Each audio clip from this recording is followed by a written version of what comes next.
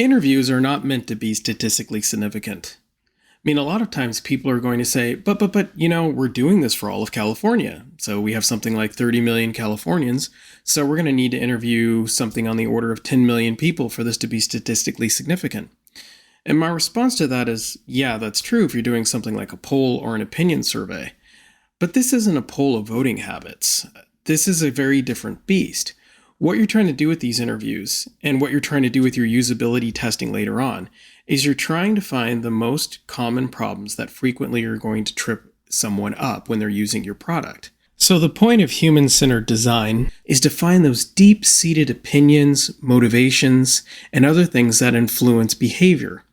And you're going to want to create archetypes for those folks as you go on. So for folks who have this type of experience or this type of opinion, this is how they see the problem.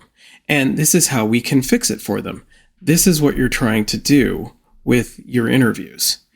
This is important because archetypes are going to collect racial, cultural, linguistic, socioeconomic issues, all these things that we need to think about when you're thinking about people holistically and you're trying to be empathetic to their needs. Archetypes help you wrap these into the collective experience of these folks and try to see their world from their viewpoints and fix things for them. Another reason why human-centered design is a little bit different is when you're looking for usability problems, it's a different setup than, like I was saying before, polling.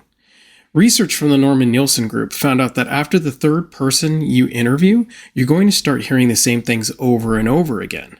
When you ask people what was your experience like doing XYZ task in the software, after that third person, you're going to hear the same problems over and over again. So as you can see from this graph here, you're going to have quite a long tail of new problems that are found after that third person.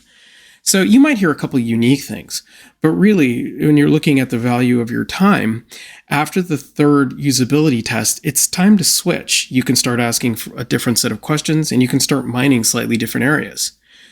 So the way I teach my teams to do this is to think of doing these in 3 sets of 3. Do 3 user tests.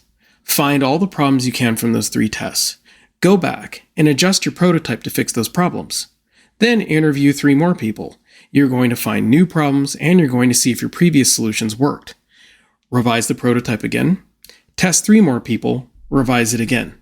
What this does is that in a single day, basically in 8 hours, you're going to do 9 user tests and you're going to be able to do 3 revisions to your design. At the end of that day, you're going to have a much more solid and usable product than you did at the beginning of that day. And this whole process only takes 1 day.